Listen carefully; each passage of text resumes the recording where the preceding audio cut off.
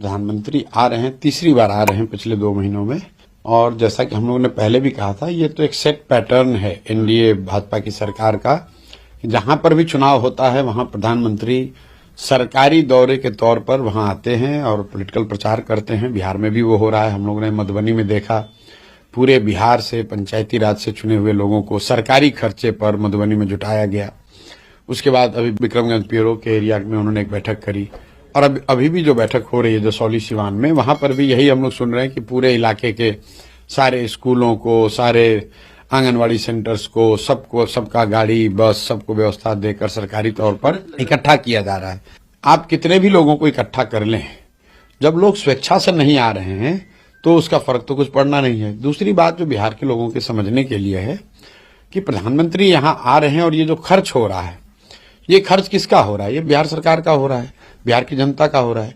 तो आप कुछ दीजिए या न दीजिए बिहार को, कम से कम बिहार के लोगों के पैसे से अपना पॉलिटिकल रैली क्यों कर रहे हैं? रह गई बात कि प्रधानमंत्री इन रैलियों में आकर क्या कह रहे हैं। प्रधानमंत्री आकर तो वही बात कह रहे हैं, हमने बिहार के लोगों के लिए अनाज की व्यवस्था कर दी, बिहार के श्रमिकों को गुजरात जाने के लिए ट्रेन की व्यवस्था कर दी। तो ये बातें तो लोग 10-15 साल से सुन सुनकर पक गए हैं। लोग तो ये जानना चाहते हैं कि प्रधानमंत्री बोले कि बिहार में पलायन कब रुकेगा।